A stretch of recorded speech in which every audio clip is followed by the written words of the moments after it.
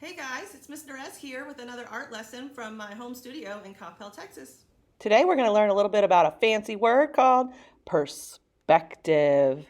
Can you say that word? So what is perspective anyway? So perspective happens in art when you can create depth. If you start with a blank piece of paper that seems to have no depth at all, and you make it seem as though there's an actual space there, it has depth, it looks more 3D, and it has perspective. There are several ways that artists can show perspective in their art. The first one is size and placement. If you change the size of an object and the place where you put your objects, you can make them look more 3D. I'll show you. The next one is overlapping. When you can make something look like it's in front or behind another thing, that will also show depth and perspective. And the last one we'll talk about today is detail. You put more details in the front of your art and less in the back, that will also show perspective. Today we will use all three of those techniques in a particular type of perspective called linear perspective, where we use lines and a vanishing point and those techniques to help things look super 3D. But before we start our perspective drawing, we're going to have a little mini lesson. Take a look. Hey guys, today's tip is draw light until you know it's right. When you draw lightly, you're trying not to press too hard with your pencil. And this is important so that you have better control over where your pencil goes. And the best part, if you make a mistake, it will erase easily. And you won't feel like you need to start over so much.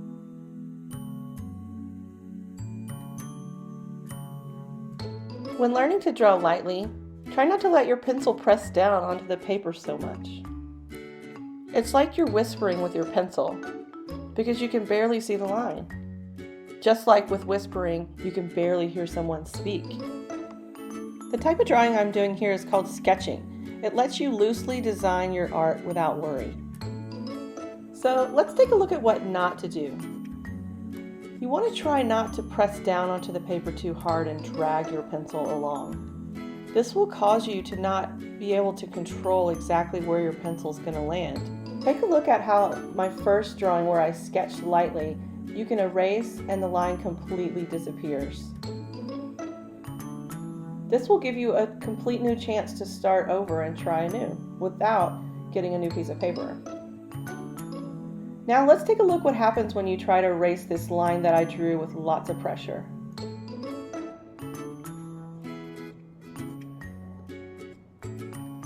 Even after all that effort, look, you can still see the line. You can even feel it. So remember, draw light until you know it's right.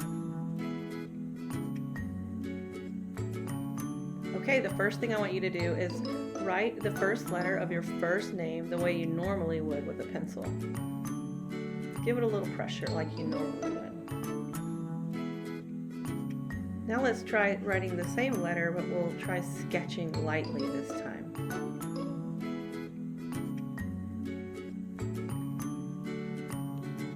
Remember, it's like you're whispering with your pencil, so barely touch the paper. Try it one more time, see if you can get even softer. Nice. Okay. Now let's see what happens when we try to erase. Remember, hold your paper. All right, give it a good erase, and then erase the others. All right, keep going. Don't forget, you can pause the video anytime you need to. Okay, let's take a look at our results.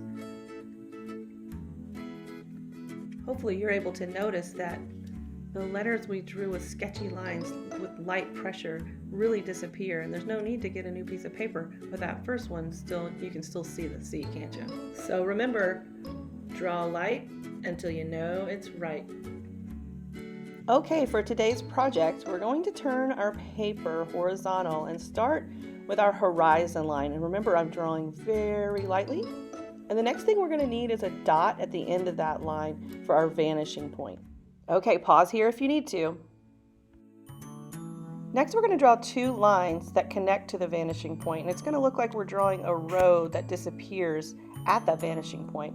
That's why you call it a vanishing point, because things get smaller as they get closer to it, and then they seem to disappear. Pause here if you need to complete this step.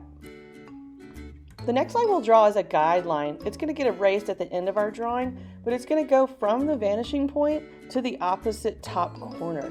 Don't forget to draw light. This one's going to need to go away later. Next, we're going to be drawing a line of trees that look like they're following the path of this road, but they're also going to appear to get farther and farther away from us because we're going to change the size and the placement. Let's start with our first tree trunk. It's going to touch the bottom of the paper. And I'd like to show you a cool little way to draw a tree that's a little more interesting than just the lollipop tree. So you start with the letter Y, like this, and then you add 2 letter V's. Pause here if you need to. Next, we're going to draw the top of the tree with some curved lines, kind of like a cloud or bush. But the trick is you want the top of that tree to touch the top of the guideline that we made that's way up high in the sky. Our next tree, we're going to scoot over a little bit, and it's going to be a little shorter, so I'm going to stop drawing the trunk a little sooner. I'm going to make those lines that look kind of like the letter Y, and I'll add my 2 V shapes. Then we'll do the same for the top of the tree, only this time it's going to be a little shorter, and it's also going to show a little bit of overlapping because the first tree is covering up a little bit of that second tree. See that? All right, so remember the rule is to make this work, your tree has to touch the top line. It can go over a little bit if you want, but it's got to reach all the way up there. And then the bottom of your tree trunk needs to touch that line at the bottom of the paper where it looks like the street. So let's do our next tree, and it's going to be even a little bit shorter. Do your Y shape, your V's, and then the top. Make it touch the line at the top. You can already see how the trees are getting shorter as we move along. Okay guys, don't forget to pause when you need to, but I'm going to continue drawing trees until I get all the way to the vanishing point. Starting with my Y's, then my V's, and then my top. Make it touch the top line. If you have a different way of drawing trees, you could always try that. But maybe for this first project, it might be good just to stick with what we've got going so that you can really concentrate on making your trees look like they have perspective. They're going smaller and smaller as you get into the distance and closer to that vanishing point. It kind of gets fun too when you get really close and you have to try to draw really tiny. So keep going until you finish your trees all the way to the vanishing point, and then I'll show you what to do next.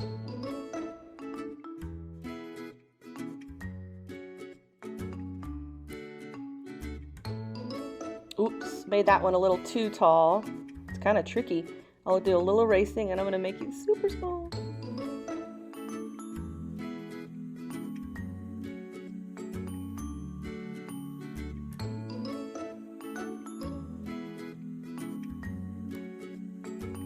Now let's add some sidewalks. We're going to start at that vanishing point and have our line get wider and wider as it gets closer to the bottom. It'll look kind of like a long triangle. We'll do that to both sides of the road. And then if you're wanting to make lines on your sidewalk, you're going to want to make them horizontal. There's something about our brains that makes them want to be diagonal. Watch this.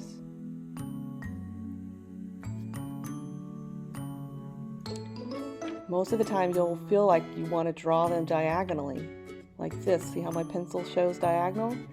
But the proper way, you have to fight what your brain tells you to do and do what your teacher tells you to do and draw them horizontal. And the way you check is by laying your pencil down just to make sure if it follows that horizon line and it's parallel to the horizon, then you're doing it just right.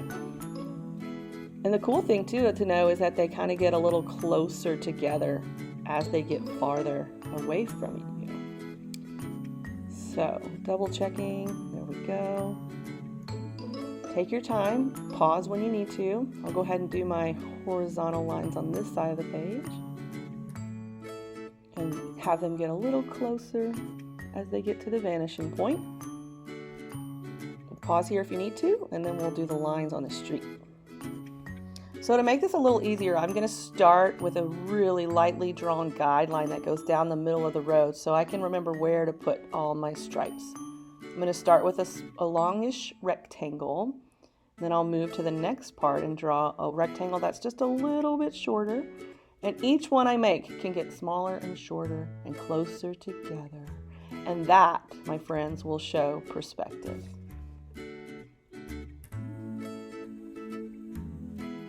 Next up, let's show some perspective in the sky. I'm going to start with a cloud. Here's my favorite kind of cloud to make. I like to call them the stair-stepper clouds. They seem to go down the steps all the way to the back and then one more medium step. You can draw your own kind too.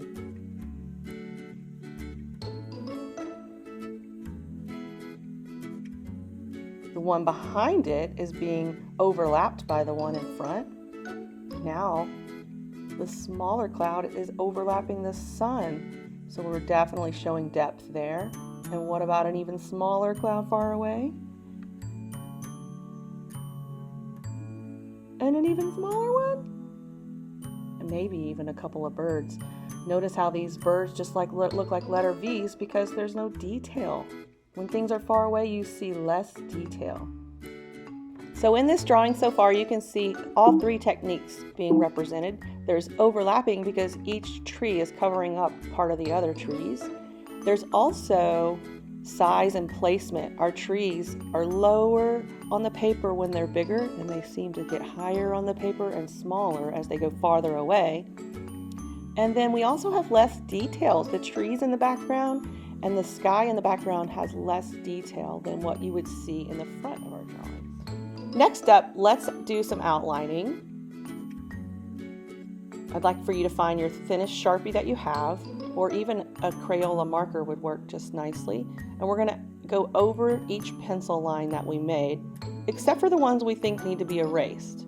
And after we go through the whole entire drawing, outlining everything, then we will be able to do some erasing, which is the very important next step. So let me fast forward here. I know everybody's done outlining before, so you can watch me outline, you can pause, get yours done, and then we'll continue after that.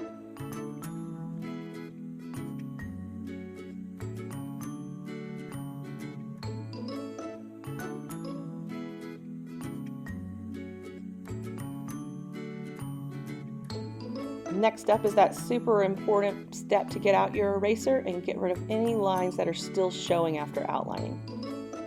Especially the guideline that's above our trees and any other marks that stick out. We want it to look like we were able to complete this art with a Sharpie and the pencil just kind of disappears and it's our little secret. So finish out erasing and then I'll tell you what's next. Now it's time for you to get creative. I'd like you to add details. You could have a bird in the tree, an owl in a hole, maybe a soccer game going on at the park behind the trees. Anything you want to have in your drawing is all up to you. Then I'd like for you to use color to finish up. You could use whatever you have at home, whether it's markers or colored pencils or even just crayons. So get creative and I can't wait to see what you do. Have fun!